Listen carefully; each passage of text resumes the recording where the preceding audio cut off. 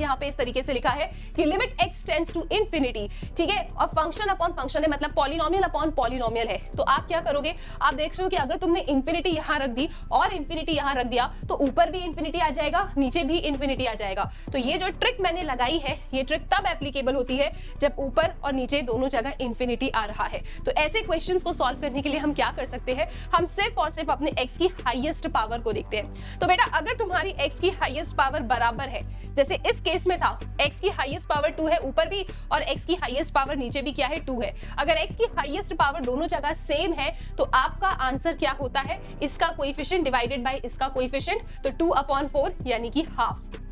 This is the answer. लेकिन अगर numerator की पावर बड़ी है डिनोमिनेटर की पावर से, ठीक है, और इन दोनों कोएफिशिएंट्स का प्रोडक्ट पॉजिटिव आ रहा है, द आंसर इज इंफिनिटी। और अगेन न्यूमरेटर की पावर डिनोमिनेटर की पावर से बड़ी है लेकिन इन दोनों कोएफिशिएंट्स का प्रोडक्ट नेगेटिव आ रहा है, the answer is minus infinity. ज्यादा टेंशन मत लो, आप सिर्फ ये दोनों भी याद कर लोगे तो भी आपका काम चल जाएगा, ठीक है। अगर दोनों पावर्स बराबर हैं तो सिंपल कोएफिशिएंट डिवाइडेड बाय इसका coefficient, that is the answer जो मैंने इसमें आपको बताया। दोनों की पावर बराबर है न्यूमरेटर डिनोमिनेटर में वेरिएबल की, तो answer will be 2/4 that is half. अगर न्यूमरेटर की पावर कम है डिनोमिनेटर की पावर से, द आंसर इज 0। जैसे अब आप इस क्वेश्चन को देखो बेटा जी, यहाँ पे न्यूमरेटर की पावर क्या है बेटा, न्यूमरेटर की पावर है 1, डिनोमिनेटर की पावर है 3, ठीक है, हाईएस्ट पावर। न्यूमरेटर की पावर कम है डिनोमिनेटर की पावर से, तो आंसर क्या आएगा इसका 0 आएगा। हमने यही पढ़ा है अभी, अगर न्यूमरेटर की पावर डिनोमिनेटर की पावर से कम है, द आंसर इज 0।